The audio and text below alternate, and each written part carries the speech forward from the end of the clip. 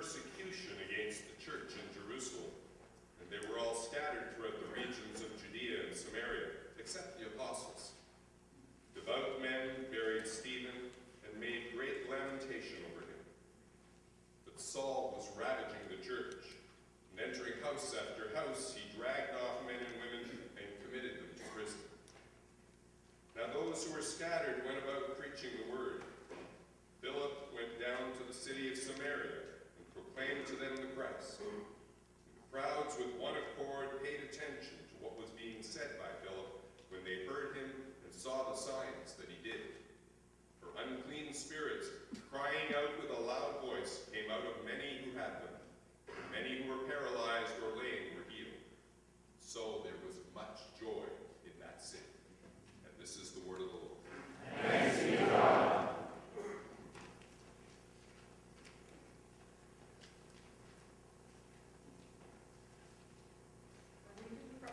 To the Colossians, chapter 1, beginning at the 24th verse.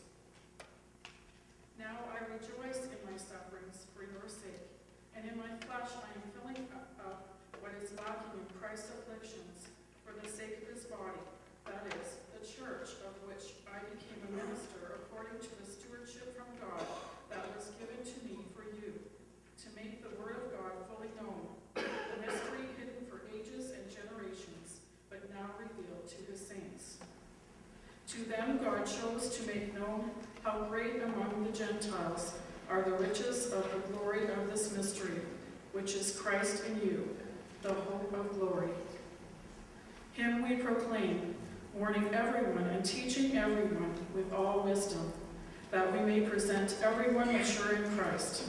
For this I toil, struggling with all his energy, that he powerfully works within me. The word of the Lord. Thanks be to God.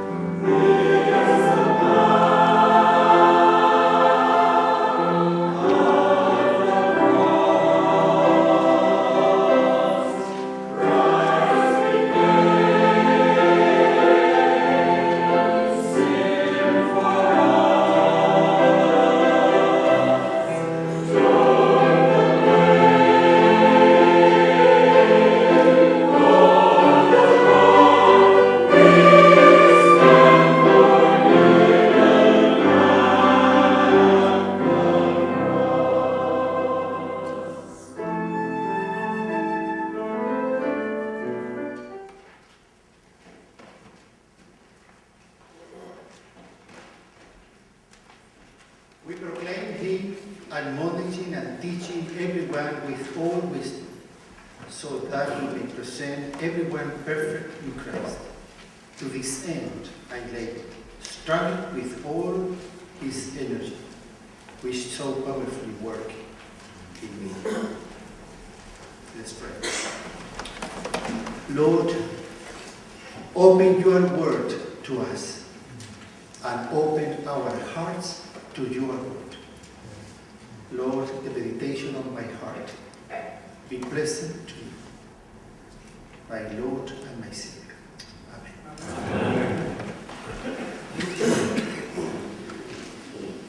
I'm so pleased to bring the word of God today to you. Forgive me if I commit some mistakes in my pronunciation. Be merciful to me. One day I was preaching how important is being people of God. Of course, I was preaching in English. And then, little by little, I was so preaching with enthusiasm. And then I said, brothers, you are impotent for God. I said, you are impotent. I repeated that many times. After the sermon and the service, the rector said, Bishop, please don't say impotent. Say important, please. Next week, half of the women became pregnant.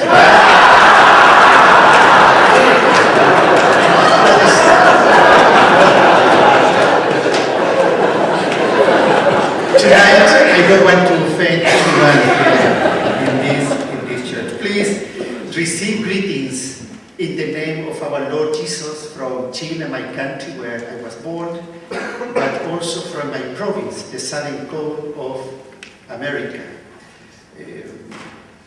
As you know, we have been part of a close relationship with Canada, especially through the crisis, and we are so grateful. They played the important role that my predecessor, Bishop Greg Venerons, played in those days. Behind Greg, all of us were supporting him. And we said, Greg, go ahead, go ahead. Our brothers and sisters, our true believers, biblical people in Canada need our support. And Greg came here and provided all the support. But behind, as I said, behind Greg, all of us were there. But also, Canadian people has a special place in our heart, in the Diocese of Chile, because one of the Canadian missionaries came 1895 to work among our indigenous people. His name was Charles Sadler. He came to Chile 1895. The Anglican Church of Chile has three main steps. The first one is English chaplaincies. That was at the beginning of the 18th. In those days, we were not allowed to have other services than Catholics in Latin America. Then, the authorities allowed to receive missionaries in order to work among our indigenous people, called Mapuches. And Charles Sadler went to work among them, our indigenous, as I said, called Mapuches. And the third step is to open the Anglican Church to the country. If you think, one of the resolutions of the Lambeth Conference of 1958 was Latin America is not a Christian continent, it's a pagan one. For that reason, we urge people, missionaries to go and preach the gospel in the cities. If you think the first Anglican church in the capital city of Chile, Santiago, was founded in 1969, 43 years ago. 1969. Today we have 22 churches in Santiago. Yeah. We always want to plant churches in different areas where we are. This is more or less, it's a brief presentation of our diocese. I have a question for you. Have you ever thought why God calls us and treats us as sheep?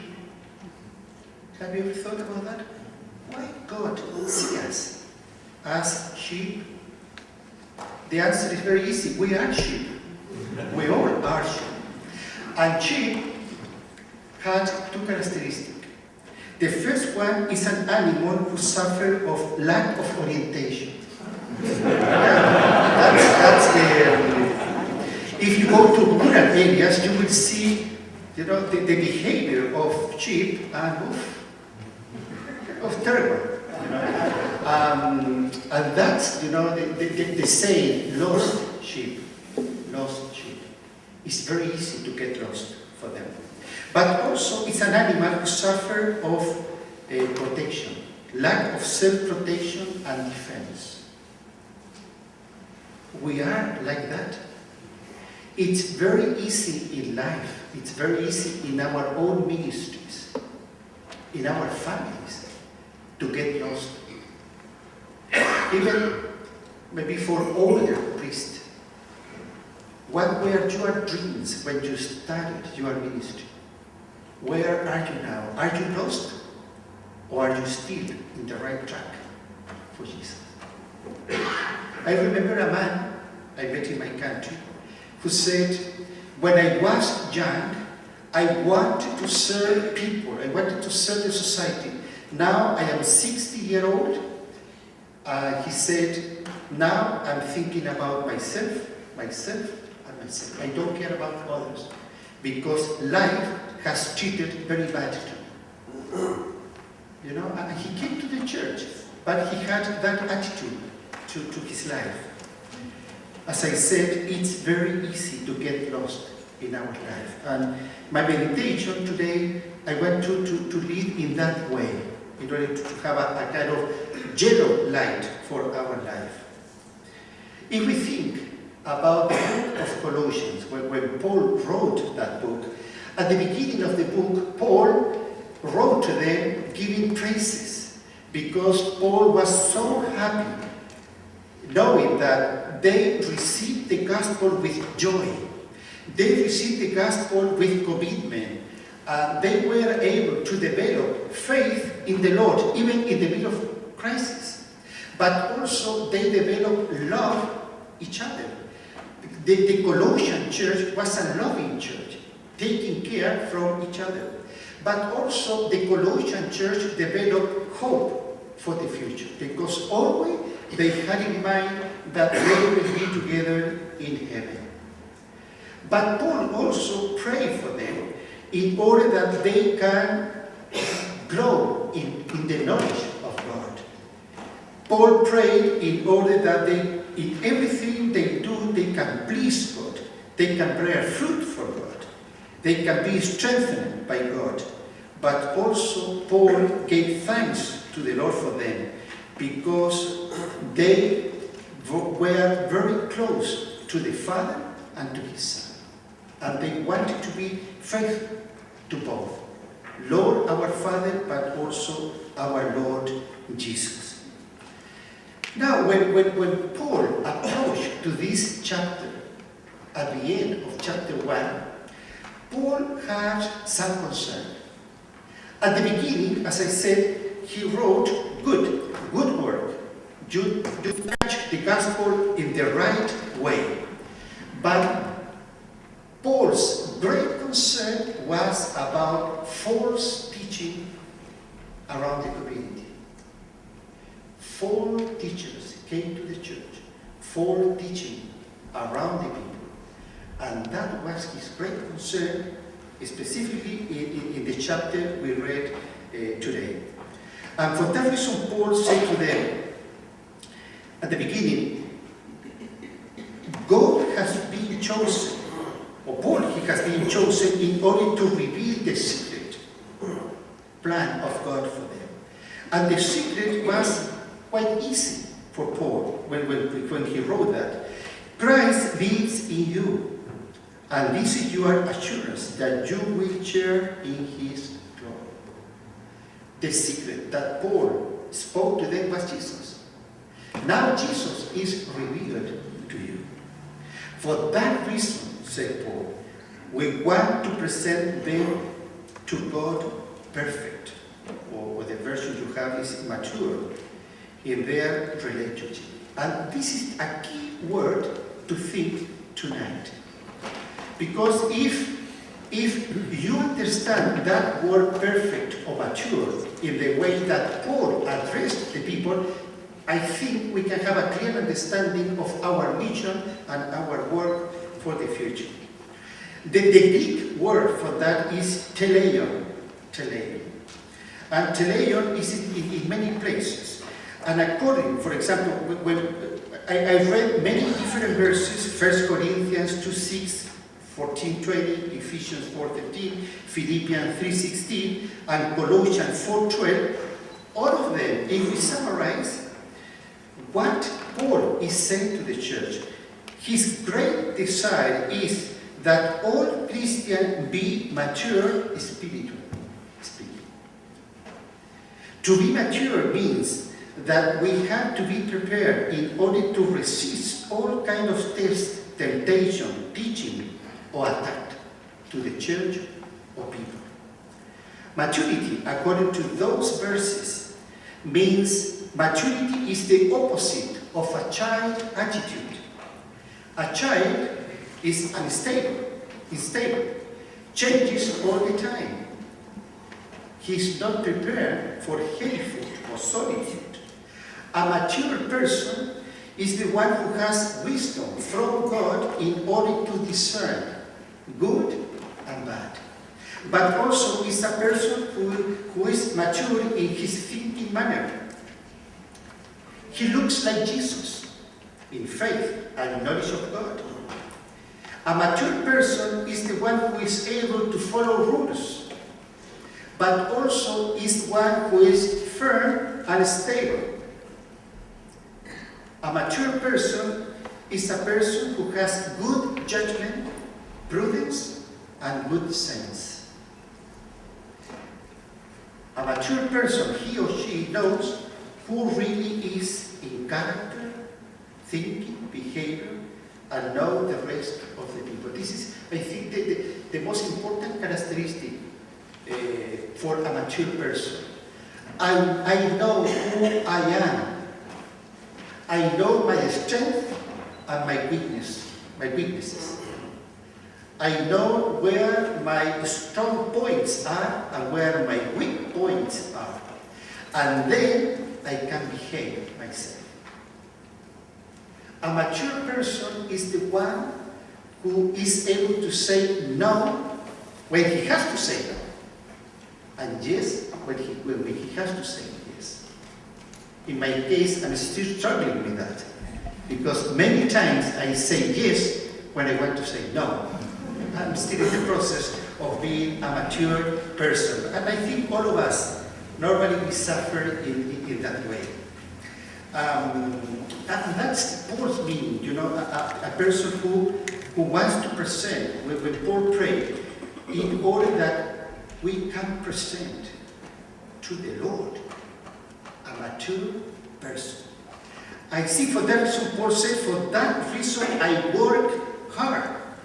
I work with all my energy, that our people, the people we are pastoring, must be united to Christ.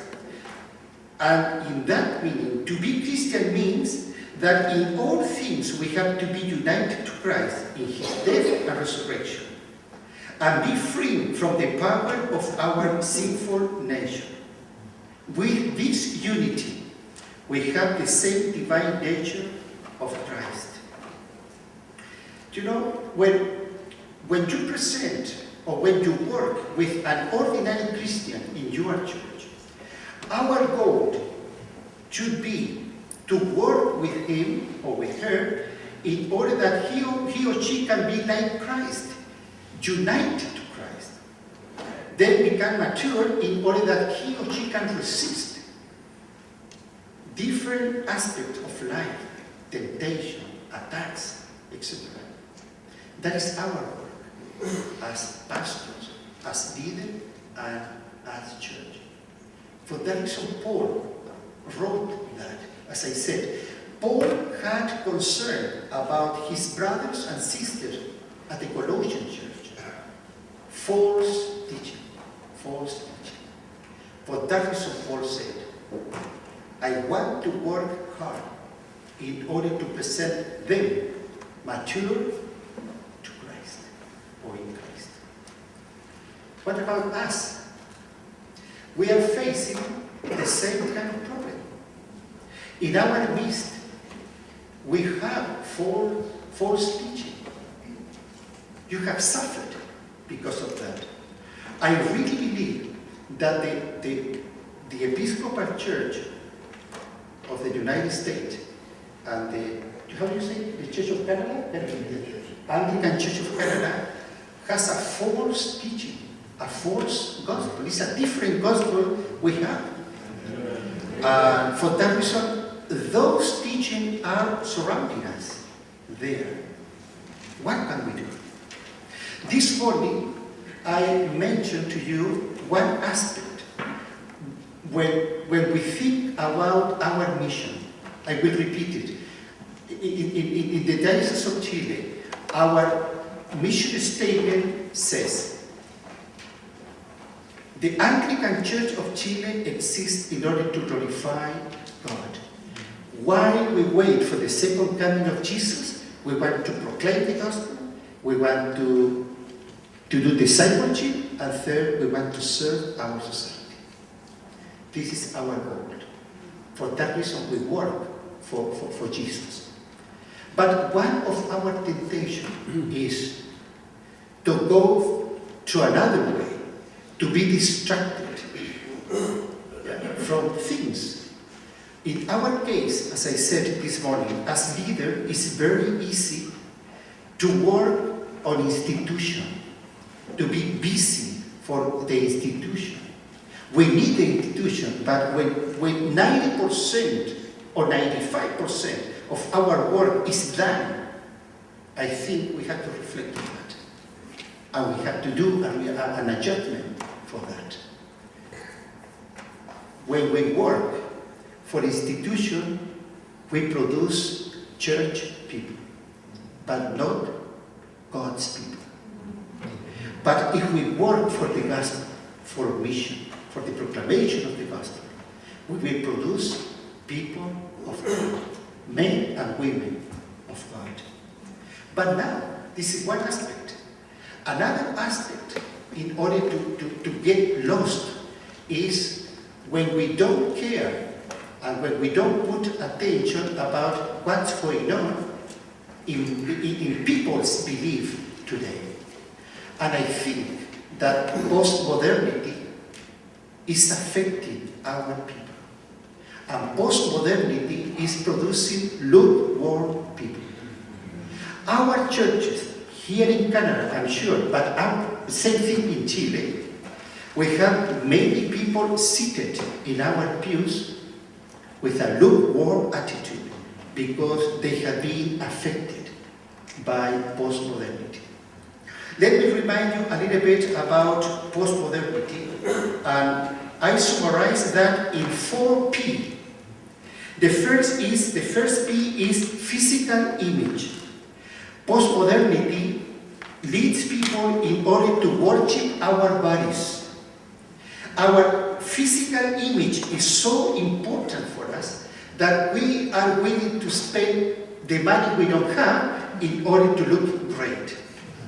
In Chile, day by day, gymnasiums has appeared, but not for health, because people want to look great. Last year, a young lady who felt herself that she was overweighted, she went to Argentina in a kind of rural area in order to receive a surgery in order to look, thin. And she died. She died because of the anesthesia. And then her husband said, I really loved her, how she was, but she never accepted her body. That is the effect of postmodernity. You have to spend money in order to have a beautiful nose. Yeah. That's, we all want to look great. Like me.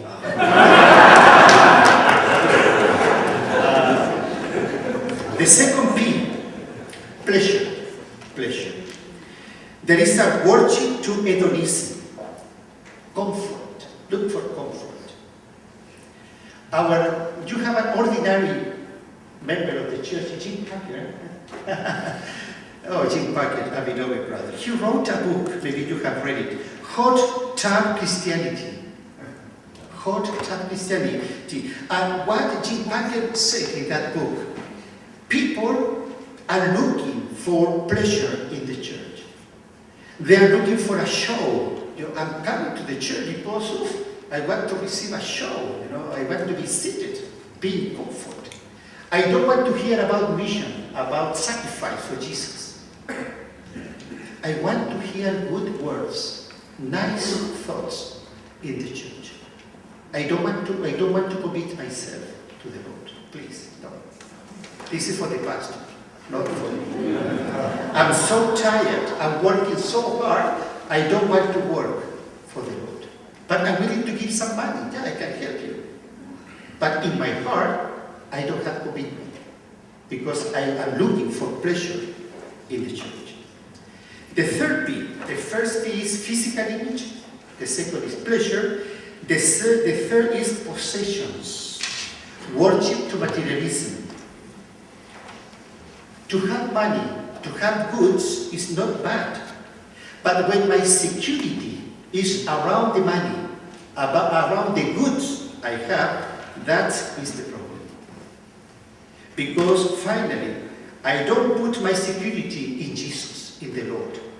I don't see Him as my support, as my really Lord. Because I want to work hard in order to have money, more money, and more goods. Because I want to be secure in life. And this is in the very inner part of our hearts. In my society, people are working hard in order to have possession. And finally, the fourth P is power. Power. Maybe you can say, I don't have a desire to be president of the country or prime minister. But be careful, because it's worship to success. We all want to be first. We work in a world of competencies. We pay high price for family, children. Family is suffering because I'm so busy in my work because I want to be first. This is also, the effect of postmodernism in our lives, in the life of our ordinary people coming to the church. And that is the destruction for them. If we don't care about that, if we don't mind, we will produce lukewarm people in the church. And having lukewarm people, we will never be a mission-minded church, mission-minded people. Because postmodernism is affecting us all. For that reason, we have to be careful. When we hear Paul's advice, I work hard in order to present them mature to Christ. Work with your people. Move them from lukewarm in order to be active for the Lord. And you will see the result of that. We have been called by God in order to go and look for the lost sheep in our midst. Our people are lost, completely lost. They don't know what life is. Even they don't know how to behave. They need our advice.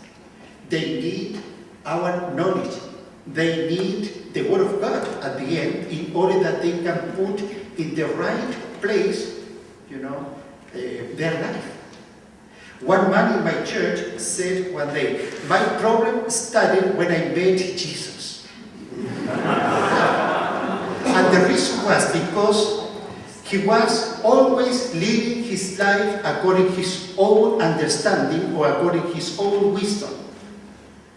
He understood his life as father and husband, providing money for the family. He had a good job. He earned a lot of money. He saw his life as a provider for his wife and children. But his mind and heart were out of the house. For him was more important his friends, football, things around the family, and not around his wife and children. For that reason he says, "My problem started when I met Jesus, because then Jesus put order in his life." And then he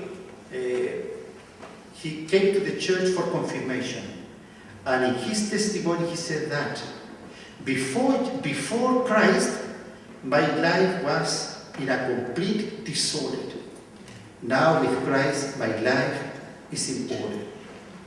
That is our work, is to work with them in order that they can find Jesus, they can find the way for life, and then work for the Jesus. Brothers and sisters, if you want Canada for Jesus, for Christ, work for the maturity of your people. Work for them. If you do that, at the end, your energy will be multiplied, because you work with people in order to be mature, different ones, and they will reproduce that work in others. And you will see that as a tsunami at the end, growing. And if we all do that, we will see a different Canada and a different Chile, because we are working in the right way to work for the maturity of our people, and then they will become committed people for the Lord. I really want Canada for Jesus, but also I want Chile for Jesus, and the Southern Congo for Jesus. How many of you say Amen? Amen. Let's pray.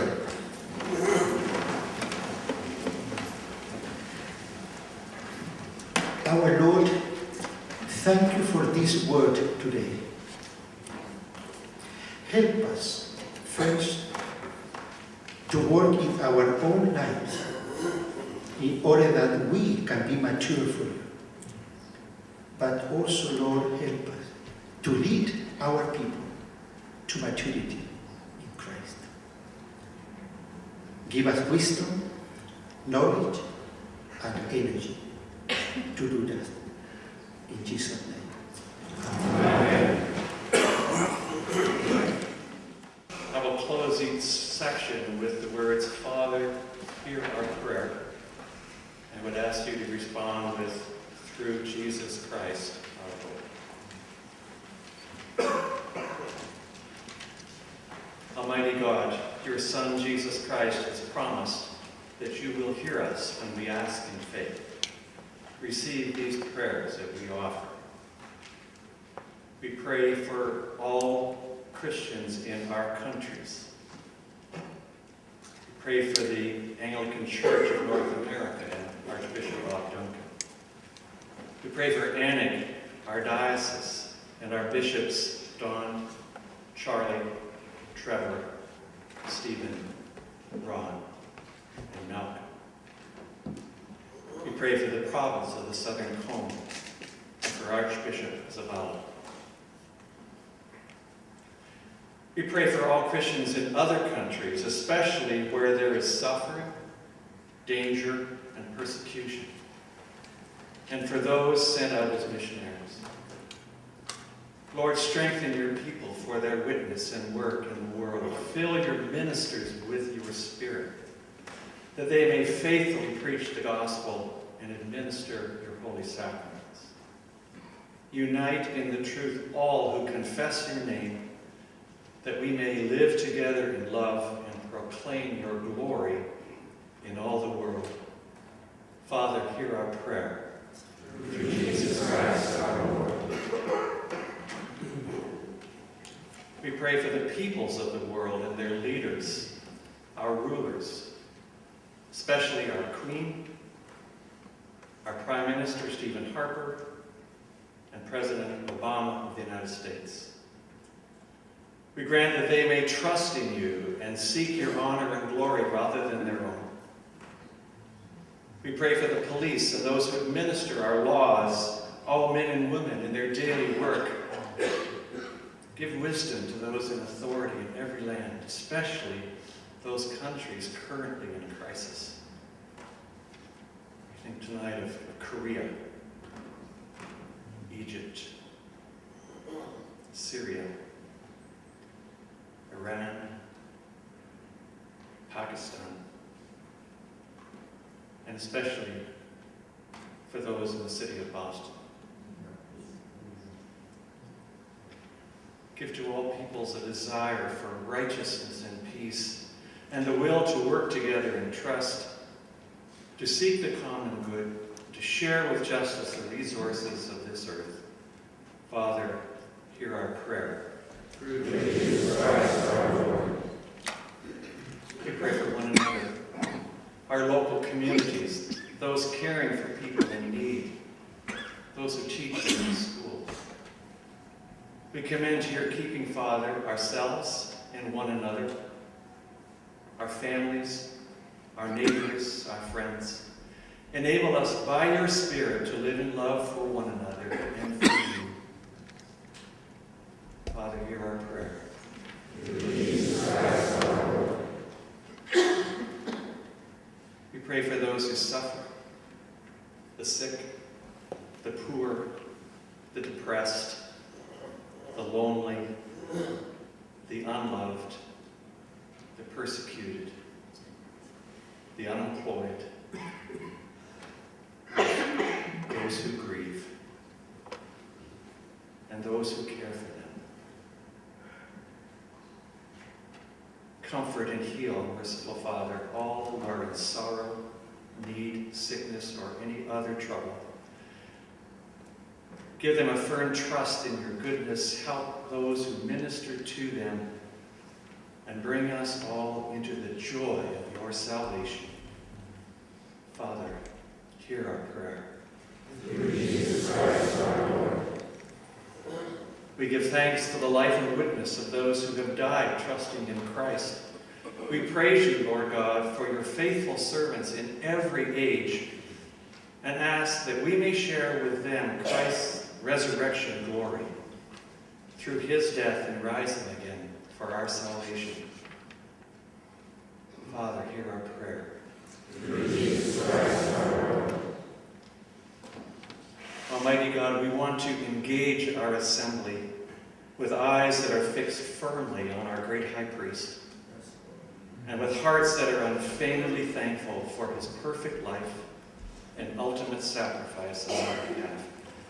There just aren't adequate words to express our gratitude for all that he has done for us.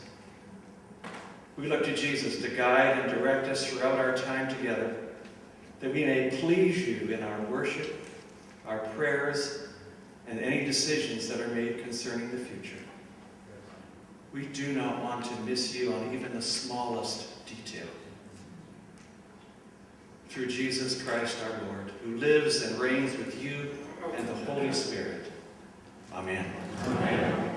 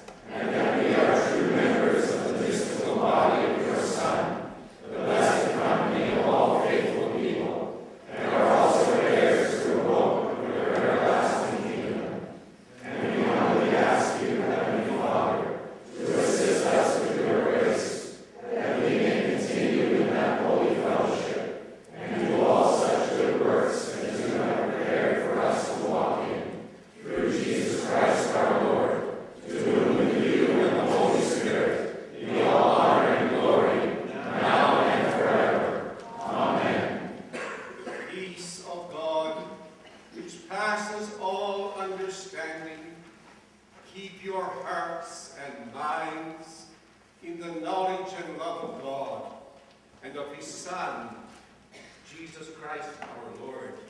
And the blessing of God Almighty, the Father, the Son, and the Holy Spirit be amongst you and remain with you always. Amen. Let's go forth in the name of